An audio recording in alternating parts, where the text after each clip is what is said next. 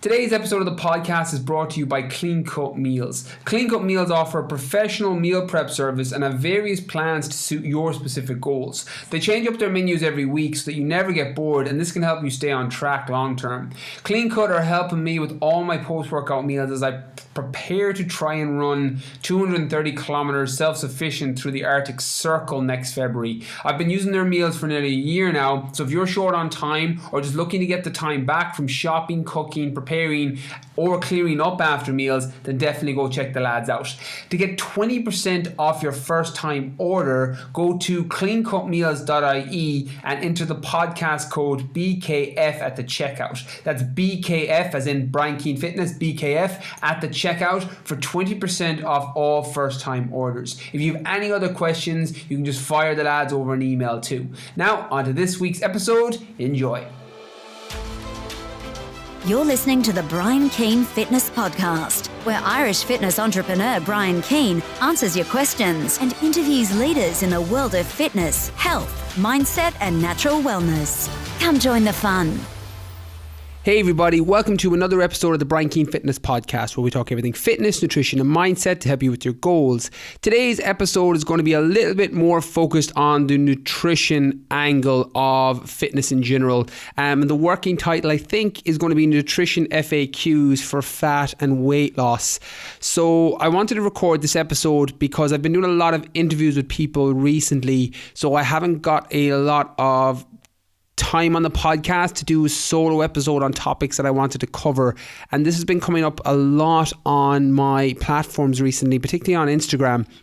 I know a lot of you have listened to my daily fit tip, which is a 3-minute or less fitness tip, either nutrition, training or mindset based, that is on iTunes. You can subscribe to that on iTunes, Daily Fit Tip, and it's on Alexa as well, and Google Home, as far as I know. I think it's on Google Home as well, so any of the Alexa Skill or Google Home devices. So off the back of that, the first several tips that I gave were nutrition based. So I've been getting a lot of questions coming in on nutrition and fat loss and weight loss. So I wanted to do a podcast on this just because I haven't recorded a diet only podcast since What's the Best Diet to Follow, which I think was at the beginning of August. I know I got a very good feedback from that episode where I broke down the different pros and cons of the different diets. So keto diet, intermittent fasting, the Paleolithic diet, vegan diet, if it fits your macros / flexible dieting, and the pros and cons to each. So today I'm going to focus on fat loss and weight loss primarily, but I'll jump into muscle building and toning up as well, building lean muscle tissue, because in a lot of the cases, the tips remain similar. The only difference is that to lose weight or to reduce body fat, you want to be in a calorie deficit. So meaning that you're consuming less calories than you're burning. And the opposite then is true with calorie surplus to put on size, that you're eating more calories than you're burning in order to build lean muscle tissue. So I'm going to jump in. What I've done with this is I was actually researching some questions that came in, but I've pulled together a lot of different questions and I've just reworded them slightly. You can take that if I've included it in this FAQ, I've received this question at least 20 times, if not 50 or more. So I've reworded it just to give a kind of a generalization to it, but hopefully you get a lot of value. And as I said, the main focus is going to be on fat and weight loss. So just to give a differentiating before I jump into that, I've explained calorie deficit, calorie surplus. The analogy I like to use with calories is kind of like your budget of your income. So if you've got, for example, to go into, if you've got €2,000, that's all the money you can spend. If you spend too much money, you go into a deficit, which means that you have no more money to spend. And if you go into a surplus and you save it, it means you effectively go into a surplus. That's kind of how your weight is in terms of calories in and calories out. To burn body fat or lose weight, you need to be in that deficit. So you need to be consuming in eating less food than you burn, and as I said, on the opposite, the calorie surplus if you're trying to build lean muscle tissue. So that in conjunction with losing weight versus losing body fat, because they're not the same thing. Losing body fat is reducing the amount of fat on your body. Losing weight is reducing numbers on a scale. So weight is a metric of accountability or a metric of success if you're trying to lose weight on a scale, but it's not the same thing as body fat. Losing fat off your body is an actual reduction in the amount of overall fat that you're carrying around, and your body composition will change as a result of reducing body fat. Reducing numbers on a scale have so much variability depending on what you've eaten that day, the amount of sodium that you've consumed, the amount of salt that you've retained in your body. Your carbohydrate intake is going to affect your weight because of the amount of water that glycogen stored carbohydrate pulls into your body. So weight and body fat aren't necessarily the same thing, and they aren't the same thing, and they're not necessarily the best way to work towards a success metric in order to lose body fat and lose weight. So if you're trying to change your body composition and drop several dress sizes or get lean enough so you've got abs and lean arms and chest, you want your body fat to reduce. You don't want your numbers on your scale to reduce as such. It's more important that body fat reduction is prioritized over numbers reducing on a scale. So what I used to say to clients when I worked them one-to-one, and I do this in some of my online programs still to this day, is if I gave you the option at the very start of the program, so at the beginning of week 1 for an 8-week program or 12-week program,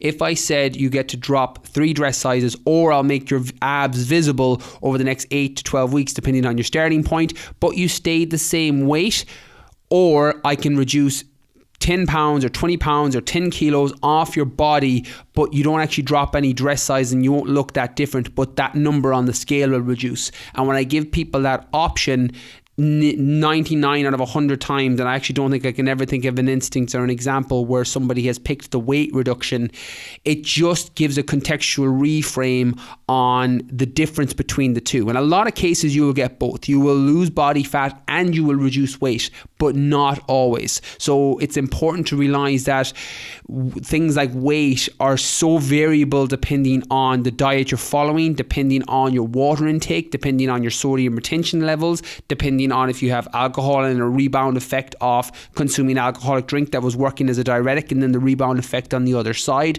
will all have an effect on your weight, the numbers on a scale.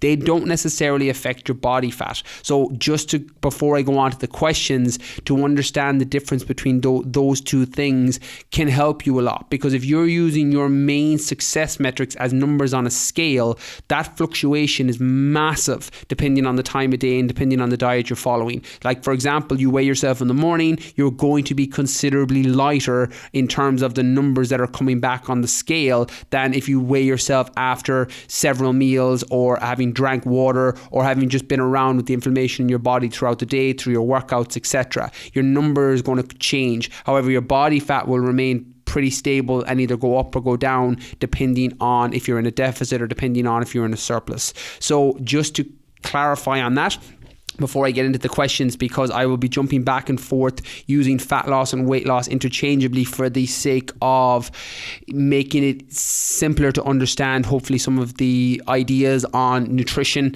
And I will give a little bit of a training example as well, because there are questions that tie into one another. Even though nutrition is very much its own thing with the diet and what diet you're following, your training very much comes into that, because it just makes it significantly easier to lose body fat or to reduce weight, and get into a calorie deficit in general, where you're burning more calories than you need so that you can get into that deficit, to have a training program or some form of exercise regimen. That may be walking to and from work, that may be your training regimen, it may be 5 or 6 days in the gym. It's completely relative, and as long as you're able to get into that deficit with good quality foods, technically you should be able to lose weight and lose body fat. Just how effectively and how quickly you do it will be down to the overall strategy that you're trying to implement in your own lifestyle, the one that fits into your lifestyle, the one that's the most sustainable long term, which is a word I'm going to come back to, because you're better off sticking to something 80% that's sustainable for you than following the next diet that, yeah, that's the best one on paper, everyone should be on this one, but you can't stick to it. So that's one of the things I'm going to get on to next for the first question. So the first one is, what's the quickest way to lose weight?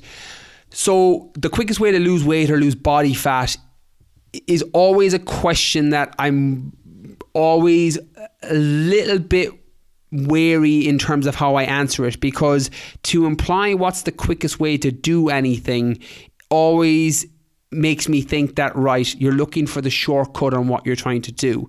And by all means, there's the most effective way to lose weight, and to do that in a good decent amount of time that's not taking you 6, 12, 18, 24 months. But what's the quickest way to lose weight is very different from what's the most effective way to lose weight. So the quickest way to lose weight is to crash diet, is to eat no food and to train and exercise loads. That's the quickest way to lose weight. Is that going to work for you sustainably long term? Definitely not. No chance, because you're going to get hungry. You're going to down-regulate things like your ghrelin hormone, which regulates your hunger. You're going to down-regulate your leptin hormone, which regulates your feeling of fullness. And you're going to feel miserable because of the cognitive rebound that tends to come with a crash diet of eating no food, because you have no energy, you can't even move. And even though you're losing weight or losing some body fat, even though you tend to lose a lot of muscle with that type of strategy as well, it's not sustainable long term. You can't do it. It's one of the reasons that yo-yo diets and bar and fad diets don't work for the majority of people long term, is because they're not sustainable. On top of down regulating those hormones that are vital to keeping you on track long term, it plays with your mind, because you get this negative feedback loop, but it's actually tricks you, because it's a positive feedback loop initially, where you eat very little food or you go on a bar or shake diet, you lose the weight, you think it works, and then you rebound out the other side, and then you tell yourself, well, it worked before, I'll just go back on that. And then you repeat this cycle of yo-yoing, going from one body weight of 50 kilos down to 40 kilos, then back up to 51, then back down to 39. And you have this yo-yo effect, which is something that, if you've been doing this for several years, it's very important to catch yourself on it, because the definition of insanity is doing the same thing over and over again and expecting a different result. And if you've been consistently yo-yo dieting for the last 3, 4, 5, 10, 20 years in some cases, it's a sign that it's not working. It's a sign that you're not able to sustain that long term.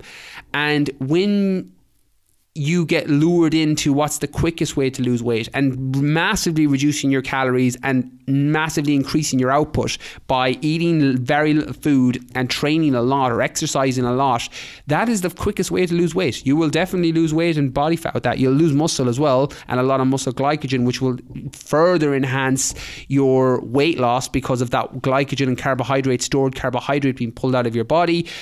But it gives you that feedback loop of, well, it clearly worked. And that's where the danger is.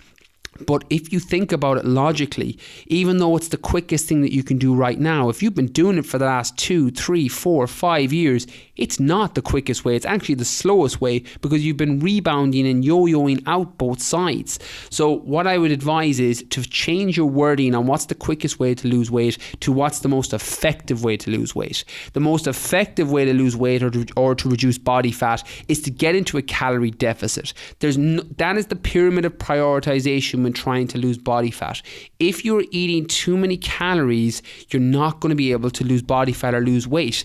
And it's at the very, very ground, and as I said, pyramid of prioritization. It's at the very bottom of the pyramid, because how you do it after that is going to be down to what works into your lifestyle, what works into your schedule, what foods do you enjoy, what system do you enjoy following. Do you like doing the keto diet? Do you like following a vegan plan? Do you like flexible dieting where you can have a little bit of chocolate every night? And that's what's sustainable for you. Once that's in a calorie deficit, that's what's going to work best for you. And one of the issues that I have with fad diets, and by all means, fad diets tend to be grounded in some high quality, either scientific evidence or anecdotal evidence. And keto diet is the one that I use right now. The keto diet's an amazing diet For people that are looking for longevity or potentially endurance athletes, where you're switching from using glucose, which is carbohydrate, as your primary fuel source, to using fat and ketones as your primary fuel source. There's a lot of benefits to this. It means that you can go long periods of the day without eating, because if you switch over from utilizing glucose to utilizing ketones as your primary energy source, you tend to have a lot of hunger satiation throughout the day. So you're not as hungry, which if you're in a deficit means that it's easier to sustain a deficit, meaning you don't want as many calories because you're not feeling hungry. So that's one of the advantages that the keto diet can have. On the negative side, it's ridiculously restrictive. You need to be getting 70-80% of your fats. Again, it varies depending on each person's genetic makeup and ability to digest and assimilate fats, and another component factors such as your training program that will all come into effect here.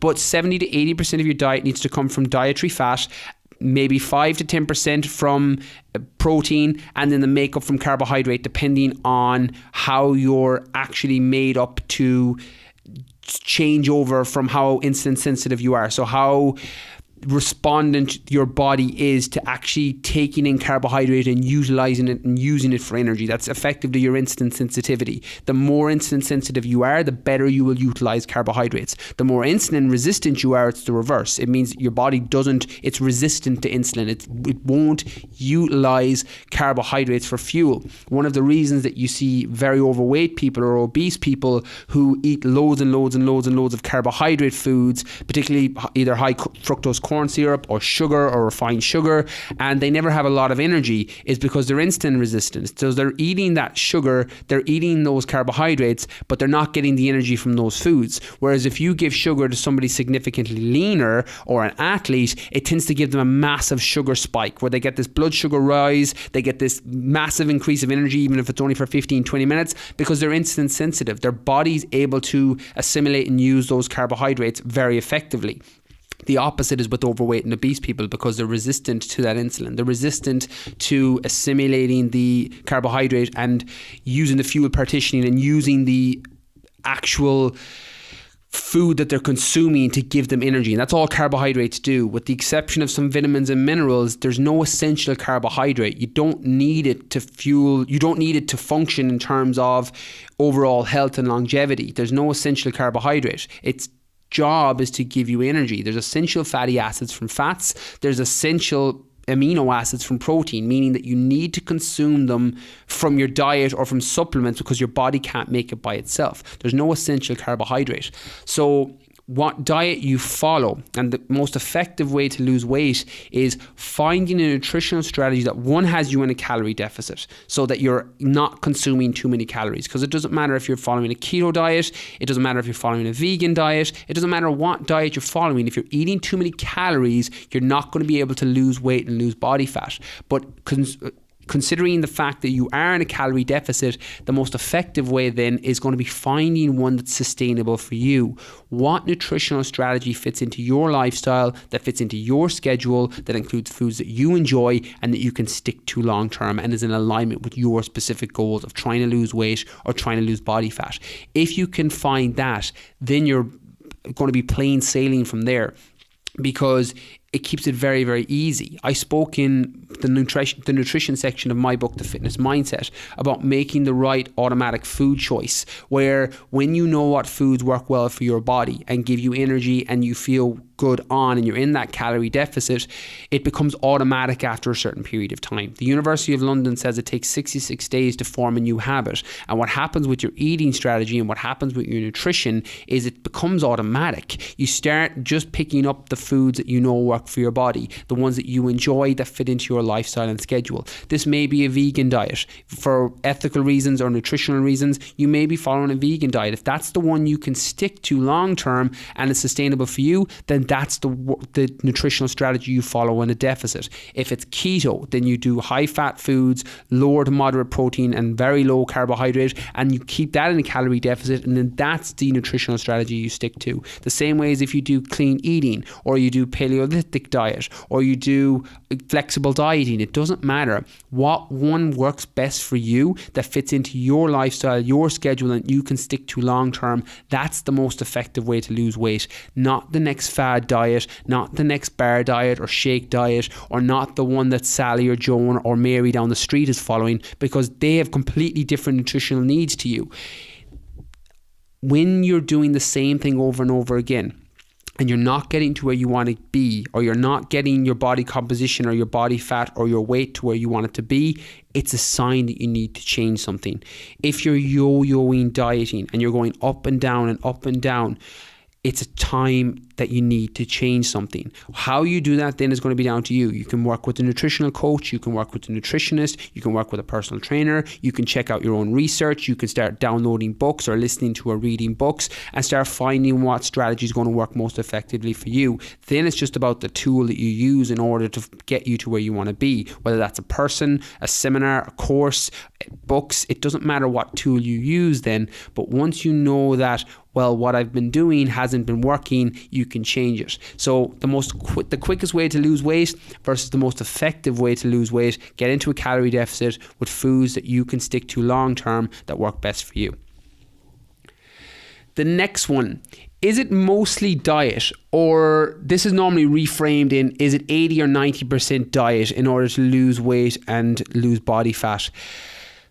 The truth is, it's a large part of diet, because there's an old saying in fitness that you can't out-train a bad diet. And to a degree, that's true. And in best practices for the majority of people, with the exception of the outliers, that is going to be true for a lot of people. If you can get your nutrition right, you're going to be able to lose weight and lose body fat. The reason and the example that I normally use to support this is, you can fix your nutrition. So if weight loss is your goal or fat loss is your goal, you can fix your nutrition. And by doing that alone and getting into a calorie deficit with foods that you enjoy that's sustainable for you long term, you can lose weight and lose body fat and reduce body fat without changing your training or adding in any training program. But when you reverse that, where you keep your diet the same, where you're eating too many calories from really highly processed, not well digested foods, but you increase your training intensity, you may not see a body compositional change. So when people ask what's more important, diet and nutrition or training, that's generally the example I give, and it's from personal experience of working with people. In a lot of cases, you don't have to do that much with your training. You can, by purely fixing your nutrition, a lot of people I work with in my online programs, by fixing the nutrition, you get this positive feedback loop and positive net effect of increase in energy, which means that your training tends to improve as a result of improving your nutrition. So again, every coach and every trainer will have different strategies. I like to focus big on whole foods, real foods as much as possible. That being said, I'll also have some people using processed ingredients because that's what they like and that's what they enjoy. And as long as they're in a calorie deficit and they're not focused on longevity and health and it's just body composition, yes, you can definitely include cans of Monster, protein bars, processed foods. And yes, you can potentially change your body composition and look better. I used to do this all the time when I was working or competing and traveling the world as a fitness model. My diet wasn't that healthy as such. I was eating a lot of protein cookies, protein bars, all these crappy ingredients, and I was lean. I was walking around pretty lean and most of the year because of calls for photo shoots, but my energy was crap. I never had any energy and I never felt that good, and I used to get sick all the time. I'm very fortunate now that I never really get sick anymore, particularly colds and flus.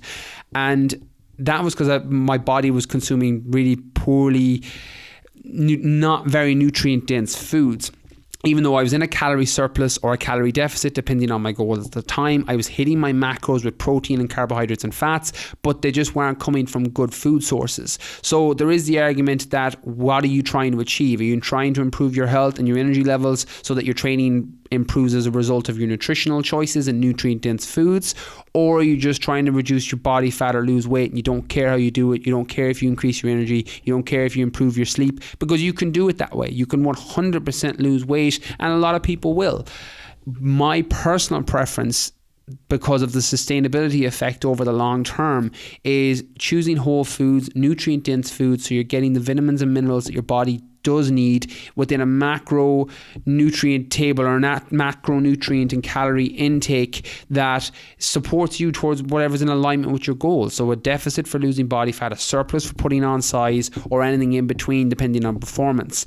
And then making sure that your energy levels improve as a result of getting the nutrients that you need. When your energy levels improve, your workouts tend to improve. So your 5K times can improve, or your walking to and from work because you're not tired all the time can improve, or your metabolic conditioning workouts in the gym. You can reduce or improve the amount of time under tension that you create on the muscle to tear more fibers down because you have more energy as a result of improving your nutrition by consuming the vitamins, minerals, and macros within the quantity that your body needs in order to hit the alignment and in order to hit the target of whatever your goal is. So once you have that, I find the knock-on net effect tends to be significantly better. So I'll use myself because you're your own best example. You can read some testimonies on my website and on my social medias for other people who have had similar experiences. But for me, when I made the transition from eating more processed ingredients, more protein bars, more supplements,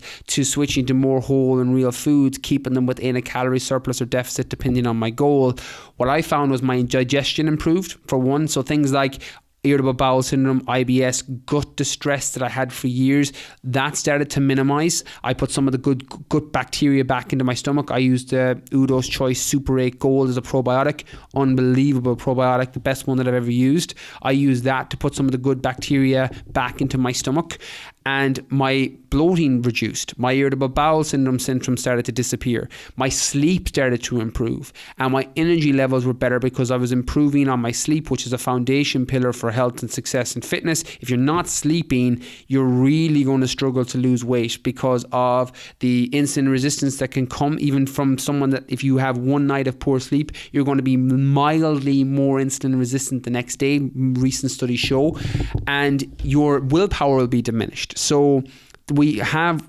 willpower, and again I spoke about this in the mindset section of my book, that willpower diminishes as the day goes on. There's a reason that you tend to get your cravings for chocolate and ice cream and sweets or crisps in the evening time after you've had a full day, because you've been using your willpower throughout the day. Your energy level starts to dip, and as a result your willpower goes down, and then it makes it significantly harder to say no to the tub of ice cream in the fridge or in the freezer or the bag of crisps in your cupboard. That's understanding that willpower runs out. That's why I'm big on systems over willpower. One of the things that I'll regularly say on the podcast, and I do it myself, is if you don't intend on eating it, don't have it in your house. It's very, very easy.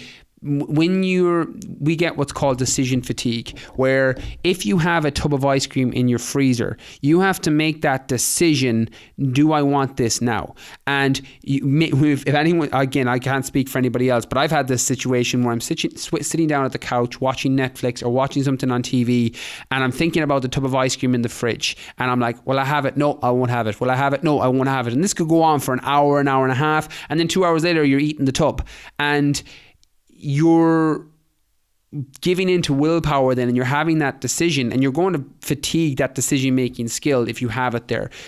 It's very easy to have a system over willpower by not having it in your house if you don't plan on eating it. By all means, factor it in once, twice, 3 times a week, whatever you're doing, or if you're following a flexible dieting approach, have it in your house. And again, personality types will come into play here. Some people will be able to have it in their house and not crave it and say, right, I'm having that on Saturday night and that's it. Other people can't keep it in their house. So understand which one are you. Are you able to keep it in the house?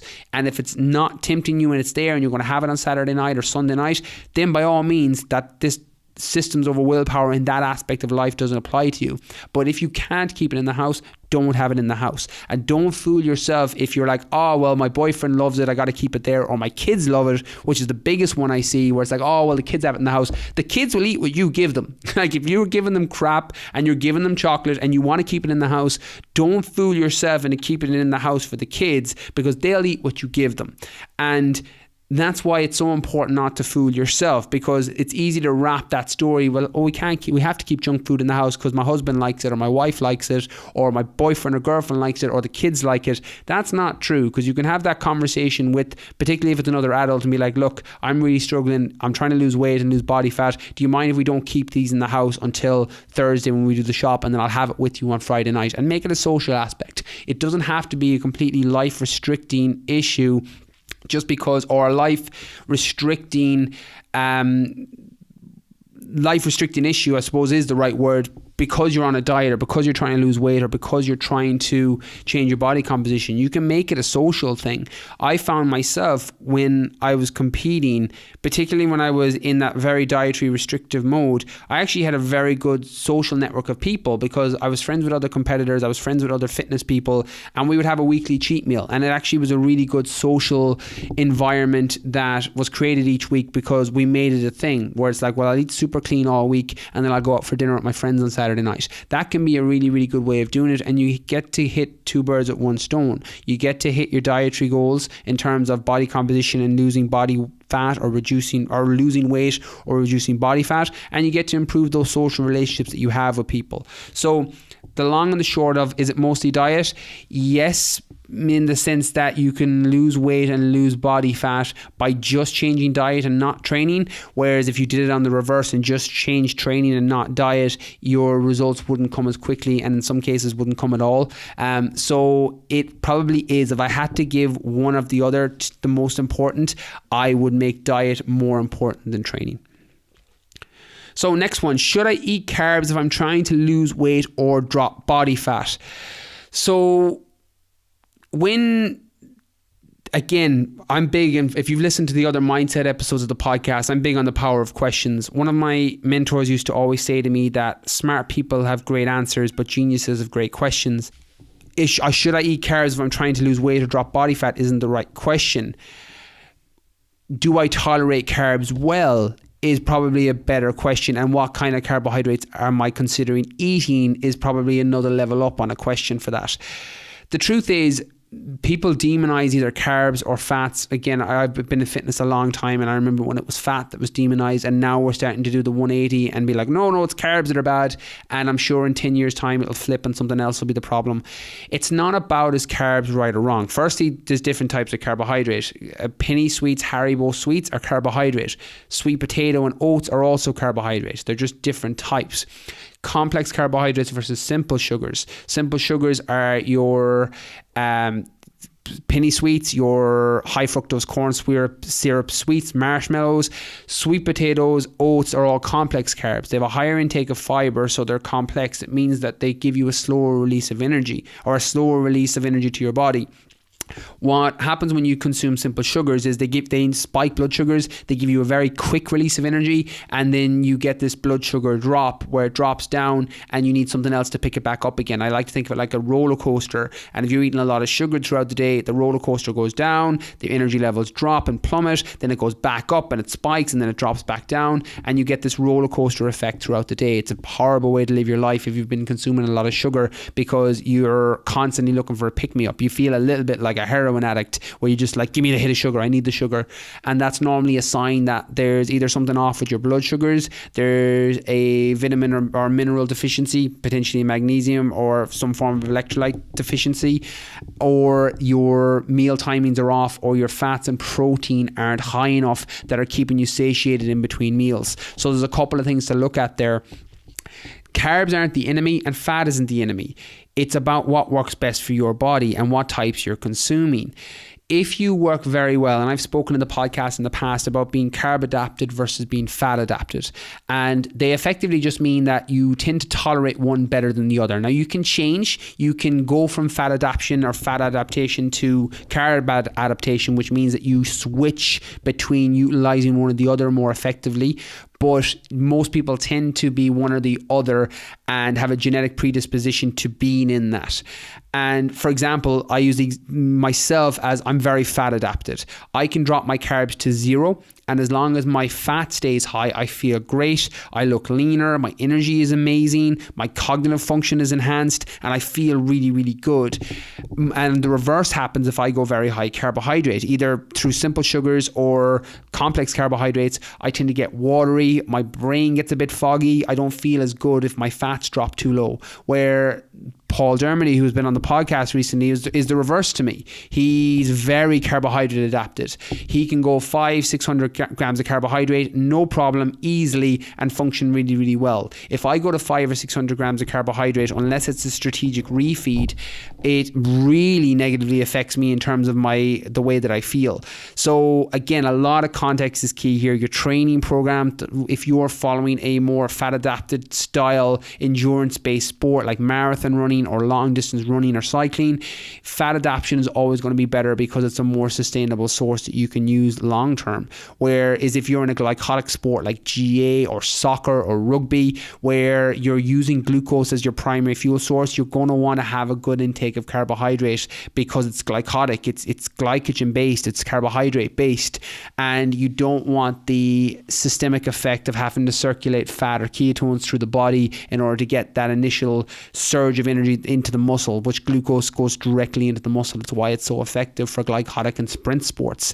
So what I would advise here is it's not about eating carbs, yes or no. The types are going to be massively effective, or massively going to affect you. If you're eating sweet potatoes, quinoa, brown rice, whole grain pasta, if you have no gluten sensitivity, they're all going to be amazing sources for the majority of people. If you're eating simple sugars, lots of refined sugar from white flour or white wheat or white bread or white rice, that's not going to be as effective for you because of the insulin spike and blood sugar roller coaster that can come with it. The one that tends to fall in between here is fruit. So I'll touch on it briefly because should I eat fruit is something that I get asked a lot, and should I eat fruit if fat loss is my goal?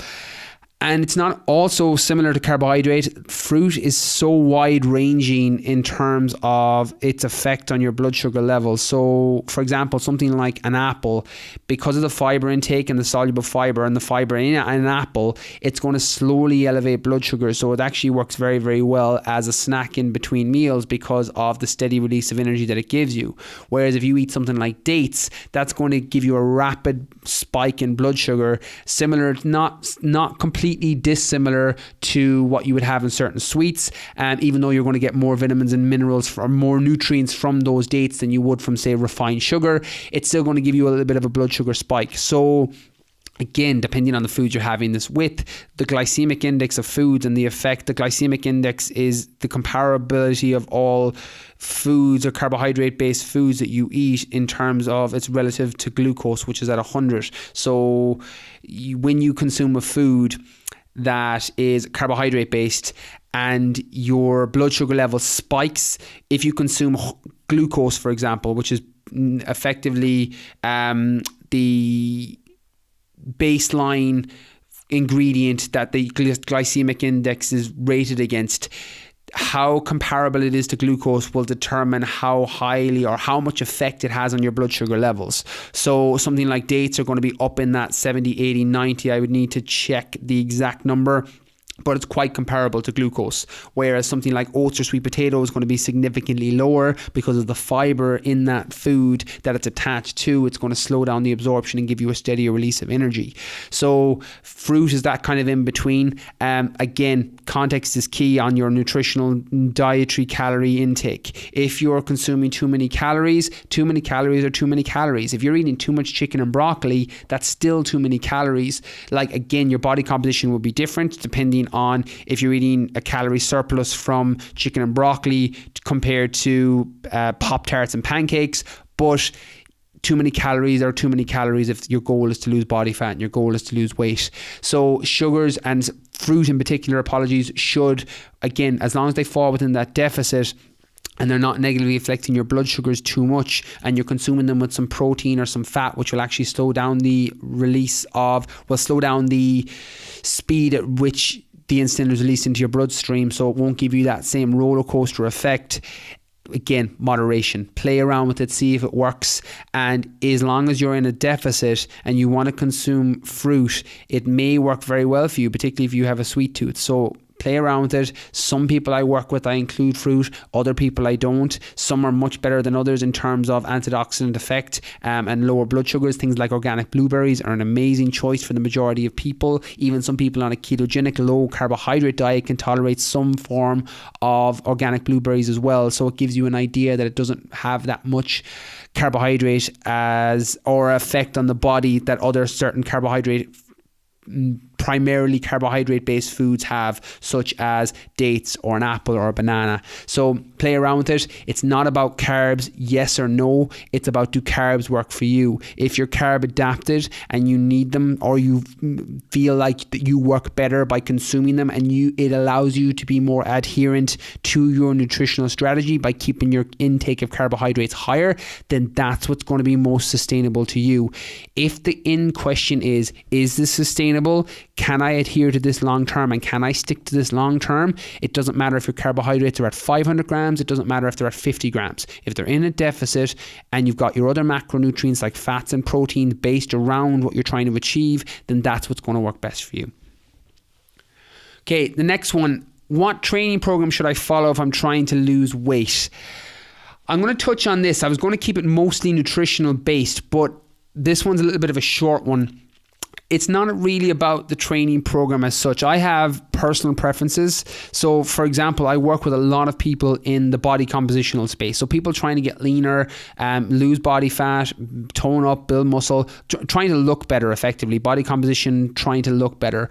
Or people in the sports performance. So strength and conditioning athletes, GA players, rugby players, soccer players that are in that performance being the success metrics of how they score their success and how they score how well they're doing on any given metric. So the training program that you should follow in order to lose weight is the one that is going to support you the most, similar to nutrition in the sense that what can you stick to long term?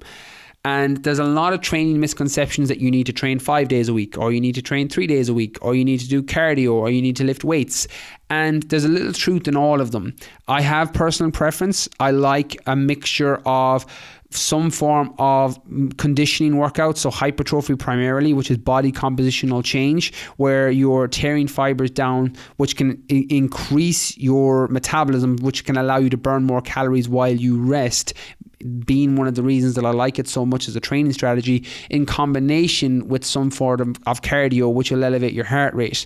So when you elevate your heart rate, you're burning more calories. So general fat burning zone is 70% of your maximum heart rate, 220 minus your age, for just a general term on that. And when you're working in your cardiovascular zone and you're working in your fat burning zone, and you combine this with and you elevate your heart rate, and you combine this with a training program that tears fibers down, that can allow you to burn more calories while you rest, provided that that's putting you into a deficit, that is going to massively support you with getting your body compositional goals and getting there faster, quicker, and more effectively. So it's not about, well, follow this training program where you do high intensity interval training, or follow this program where you jog 3 times a week, or follow this program where you do Metcons or CrossFit. It's firstly, again, pyramid of prioritization. Is the training program getting you into a deficit? So you can get into a deficit either through your nutrition alone, where you eat less calories than you burn, or you can get into a deficit where your training program puts you into that deficit. So for example, if you need 2,000 calories to lose weight or to get into a deficit, and you eat 2,000 calories every day, but you burn 300 or 400 in your training, that's going to put you into a deficit. What can happen with some people, and a mistake I see with some people, is they drop their calories too low, and then they increase or go up with their training output, and as a result they go into too much of a deficit too soon, and it's not sustainable long term. So for example, if we stick with the 2,000 calories, just for argument's sake, again, make the adjustment. It may be 3,000 for you, maybe 1,500 for you. But for easiness sake, say 2,000 calories is your maintenance, which is the amount of calories you need to consume to stay the same weight. And you eat below that on your nutrition, and you're eating say 1,700 calories every day, but you're burning another 300 or 400 in your workouts, and that's dropping you down to 1,200. You may find that your energy level suffers and you're not feeling that good throughout the day. And what can happen with that is, again, sustainability and adherence goes out the window, because if you feel crap because you're not eating enough food and you're training too much, you're not going to be able to adhere to that long term. You're not going to be able to stick to that long term. So the training program that you should follow is one that allows you to stay in that deficit, either alongside or in parallel with your nutrition, or by itself. But my personal preference is a form of weight training, resistance training, hypertrophy, 8 to 10 reps, 3 to 4 sets, 40 to 90 seconds rest, or 45 to 90 seconds rest, but with a focus on resistance. So you can get a resistance through weight training. You can get that resistance through body weight. You can get that resistance through kettlebells or TRX. As long as you're getting resistance on the muscle, you're going to tear those fibers down, and as a result, your metabolism is going to increase, and you're going to increase the amount of calories that you burn even while you rest. Combine that with some form of cardio program that's elevating your heart rate, that is either in a high intensity interval training, HIIT based, or is in a low intensity steady state where you're doing a slow jog or on a cross trainer. Again, my personal preference is HIIT. I like a 30-30 sprint on a rower or on a cross trainer or on a treadmill or with kettlebells, something that increases your heart rate high. I personally prefer that, but some people will be better with low intensity steady state, particularly if you're feeling that your energy levels are low, and you may alternate between the two. You may do HIIT one week, you may do low intensity another week, and you may alternate between. There's no right or wrong. You don't have to stick to the same thing. And there's probably an argument for muscle confusion that you're changing up your training output week on week, or every second week, or every 6 weeks, that will allow your body to adapt, and you won't get that metabolic stall, which is when your training or your nutrition, your body gets so used to a certain intake of calories or a certain intake of carbohydrates, for example, or a certain type of training program, that you no longer respond to that. So if you've been following the same training program for 6 weeks or 12 weeks and you've hit this stall, it's probably a sign you need to change something up now. So either change up your stimulus in your training, which may be something as simple as a progressive overload on your weights. So if you were doing 40 kilos on a squat for the last 6 weeks, you may want to start going up to 42 and a half, and then up to 45 if you can over several weeks. That's progressively overloading. That's changing up a stimulus so that you continue to improve further. Your nutrition is the same. What happens with a lot of people on, say, low calorie or low carbohydrate, and particularly low carbohydrate diets, is if you go low carb for too long, you can get this metabolic stall. And that's why people have a refeed, where they have a strategic metabolic refeed where they increase their carbohydrate, or they increase their calories, or they just have a free or cheat meal, and as a result it kickstarts their metabolism again, and they don't stall, and they can continually progress over time. If you've gone way too low calorie or too low carbohydrate for a period of time and you've stalled, it may be time to factor in a refeed. Your refeed will really depend on your level of body fat at the moment. If you're already relatively lean, you may refeed every 2 or 3 days, where you increase your carbohydrate every 2 or 3 days, or you increase your calories every 2 or 3 days. But if you're overweight or obese or have a lot of weight to lose, this may be every 14 days. So it varies depending on the person and depending on your starting point of body fat. So that's my personal preference with terms of training program, and it ties a little bit in with the next one, which is what exercise is the best for burning fat. So my favorite exercise for burning fat is, again, personal preference on this one, is the one that allows you to get the best bang for your buck. So the exercise that allows you to burn the most calories in the least amount of time, and that tends to come from your compound movements. So things like your squat, your deadlift, your military press, movements that require several multi-joint movements, so they require several different muscle groups to work and activate in order to move the weight from A to B. You combine this with the time under tension strategy, which I spoke about in the training section of the fitness mindset. When you combine it with the training strategy of time under tension, where you're creating tension on the muscle which can elicit more tears in the fiber, which can further increase metabolism, again supporting fat loss and weight loss.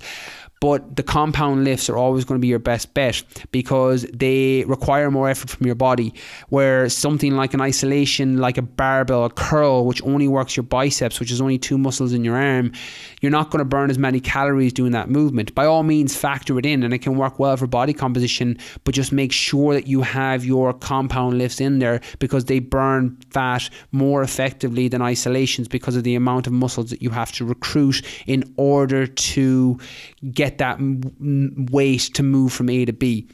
So my personal preference, and some of you have listened to the podcast in the past have heard me speak on this one, my personal favorite exercise for burning fat is what's called a barbell thruster. It's a combination of a front squat with a military overhead press, and it's very, very common in the CrossFit circles, but a barbell thruster is a great athletic move for athletes as well because you're moving a weight from a front squat position, which is an incredible movement if you can perform it correctly, and you're shifting the weight overhead. Again, the rep ranges and sets and everything along those lines are going to be dependent on your overall program. Again, hypertrophy range can work well, 8 to 10 reps, 3 to 4 sets, 60 to 90 second rest. That can all work very effectively. Some in CrossFit will do it for time, where they'll pick a weight in a bar and they'll do 25 reps on it as fast as they can. One of my issues with CrossFit is the breakdown in form that can come with certain movements, and when you do something for time, if you allow your form to break down, it can cause injury very, very quickly, particularly in a movement like a barbell thruster. So I would advise experiment with time if you want to do 25-50 reps for time as fast as you can, but with the condition that you do it with perfect form, because your susceptibility to injury is going to be way too high if you perform those movement patterns without proper form. And if you're injured and you're lying up on a hospital bed or lying in bed at home, or you can't hit the gym and you can't train, then it's going to be significantly harder to lose weight and lose body fat because you have to train around the injury or else not train at all. So getting injured is never a really good idea, particularly when it's controllable. So don't be silly, don't be stupid with the movements and doing them for time. So that's my favorite one for burning fat. The next one is what foods burn fat.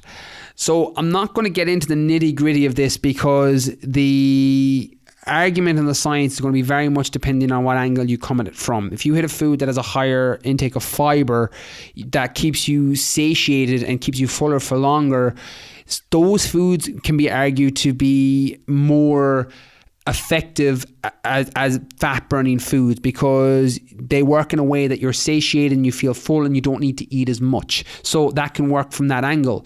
The angle I'm going to come at is the thermic effect of food, which basically just means that to digest that food, you need to burn more calories in order to digest it. And the one that I can pretty confidently at this moment in time put my name to in terms of thermic effect of food isn't so much a food choice but a macronutrient choice. So there's 3 macronutrients: protein, carbohydrates and fats. The thermic effect of protein has been shown time and time again in study after study to have a more of a thermic effect on your body in terms of your body composition will change faster and you will build more lean muscle and change that composition more effectively than consuming, say, carbohydrates or the fat equivalent amount of that protein. So instead of saying, yes, eat chicken and that's what's going to give you more, is going to be a better fat burning food, consider the actual macronutrient, because I don't want to say eat chicken, because if you're vegan or vegetarian, you're like, well, I don't eat chicken, but that's cool. But if you're vegan or vegetarian, you probably do eat protein. And the thermic effect of protein just means that the more protein you have in your diet, within a point of diminishing returns, you can go too high with your protein and it can be toxic to the liver and it can increase systemic inflammation in the body and have a whole host of problems.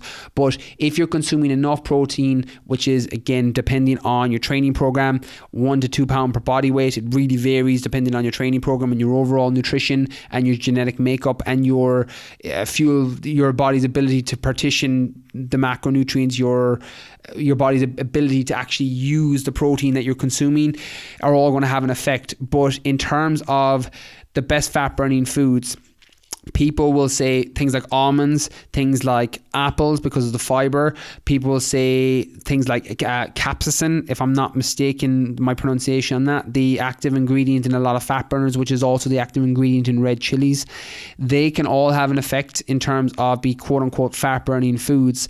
But the one that I can confidently put my hand to as of now is that protein is going to have a more thermic effect on your body than carbohydrate or fats. So if you eat 1 gram of protein, you're going to burn more calories breaking down that 1 gram of protein than if you eat the carbohydrate 1 gram equivalent, or even the fat 1 gram equivalent. So the take-home message is make sure you're consuming enough protein. How you consume it and from what foods is down to personal choice. It's down to lifestyle and ethical reasons. Again, vegan and vegetarian is a good example, because you may have to combine certain foods to get all the essential amino acids that you would otherwise get from complete sources like chicken, fish or eggs. But as long as your protein is high enough, your body, your essential amino acids, you're consuming enough essential amino acids to grow and repair, to keep your immune system supported so you're not getting sick. It doesn't matter as much where your source is coming from, as long as they're, say, unprocessed ingredients. That's why I'm not a huge fan of things like protein bars. By all means, factor them in, but they probably shouldn't be your foundation pyramid of where you get your protein. When I ask what protein foods are you eating, if your answer is all protein bars, it's probably worth going back to the drawing board and just looking at your nutrition slightly, because they shouldn't be the foundational food or foundational food in which you get that macronutrient protein by consuming protein bars, for a whole host of reasons I won't get into on this podcast. But you will be probably better served consuming them from certain legumes and nuts and combining those essential amino acids, or getting them from complete sources like your chicken, turkey, fish, eggs. They will all support you in terms of best foods for burning fat. So that's the thermic effect of food. And I've got a couple of take-home thoughts on this episode. So I've talked about the quickest way to lose weight and reframing that into the most effective way to lose weight or reduce body fat. That diet is mostly diet in terms of 80% that you can get your body composition to change by just changing nutrition and not changing training, whereas it's very difficult to do that in the reverse. I've spoken about should I eat carbs with trying to lose weight or drop body fat, so it's not really about should you eat carbs or should I eat carbs, it's do you tolerate carbs well, and what choices are you using, and what allows you to increase your adherence to an actual nutritional strategy. I've spoken on the training program that you should follow or that you could consider following, and the exercises and foods that might enhance fat burning. But to come back to my original point, you need to work within a calorie deficit, because outside of that, and it's very, very difficult to make people understand, and I was the same when I was trying to understand calorie surplus and calorie intake and calorie maintenance and all the things around calories when I first got into fitness and health. I was so confused, because I would see in a magazine that, right, you just need to eat a load of protein, or no, you need to cut all your carbohydrates or cut all your fat, or you need to follow keto, or you need to follow this diet or that diet, not realizing that if I didn't have the foundation pillar in place of being either eating too many calories or not enough calories, I was really handicapping myself in terms of trying to hit my goal. And it took me years to understand it. And I use the bank account as a kind of an analogy for that you get a certain amount of calories that you intake each day. So if you need to consume 2,000 calories, that's your maintenance. That's the amount of calories you need to consume to stay the same weight, provided that you don't add in any extra training or any new regimen. And again, your body's not as simple as 1 + 1 = 2. There's a lot of other factors that come into play here. Your thermic effect of food, your protein intake, your food sources, your inflammatory responses to certain ingredients. You know, if you're gluten intolerant, it doesn't matter what kind of surplus or deficit you're in, you're going to have a systemic inflammation through your gut and through your body, and it's going to affect the absorption of other foods. There's a lot of other factors that come into play. But before you get into the weeds with any of that, if you haven't got your basic calorie intake dialed in, it's going to make everything else very, very difficult. And I wanted to record this episode and kind of really double down on that point, because as I was thinking about it, it was something that really left me behind when I was trying to get my body composition up first. So for me, it was trying to build muscle, and then it was trying to lose body fat. And I'd say it wasn't until I was 21, 22, and I had been training. I've been in lifting weights since I was 13. I've been in the gym since I was 16. I've been training seriously since I was 18. And it wasn't until I was probably 22 that I really started to understand calories. That, right, if I eat too many calories, I'm going to put on weight. If I don't eat enough calories, I'm not going to be able to add size depending on my goal. And if all you take home from this episode is the basic idea of calories in and calories out, and if your maintenance is 2,000 calories and you're eating 3,000 calories, you're probably going to put on weight and body fat. If your maintenance is 2,000 calories and you're eating 1,500, you're probably going to lose weight and lose body fat. Again, lots of other factors come into play here. The hormones, as I mentioned, polymorphisms in your genes, insulin sensitivity and insulin resistance, lots of other factors come into play. But they all build off the basic ideas of calories in and calories out. So hopefully this breaks it down. This has been something that's been coming in a lot since I released that daily fit tip on iTunes back in August. You can definitely subscribe to that after this as well. There's all 30 tips up there. They're 3 minutes or less, and they're on iTunes if you're listening to this on iTunes. And they're on, what else are they on? They're on Alexa Skill and Google Home if you're listening on Android or another device. So definitely go check those out as well. But hopefully this nutrition FAQ helps to break down some of the misconceptions and may give you some contextual knowledge on where this episode is coming from in terms of my own experience and what I would advise doing to move you forward. Again, it's a little bit of a different take from normal, and normally I do the Q&As really random, but I wanted to build on another nutrition and diet episode off the back of the what is the best diet to follow. I can't remember what number that was, 172 I think, or 173. Got great response. If you haven't listened to that episode and you enjoyed this one, that's the one I would go back to and listen to next for sure, where I break down the pros and cons of the different nutritional strategies and diets you can follow, and then you might be able to identify with one and realize, oh, I'll try that, or I have been doing that and it hasn't been working, maybe I'll try this instead. So hopefully that helps. As I said, as always at the end of the podcast, if you enjoyed this, please leave a review on iTunes or tag me in your Instagram stories or tag me in your Instagram when you're listening to it. That literally makes my day seeing it. So thank you all so much again for listening. Catch you all next week.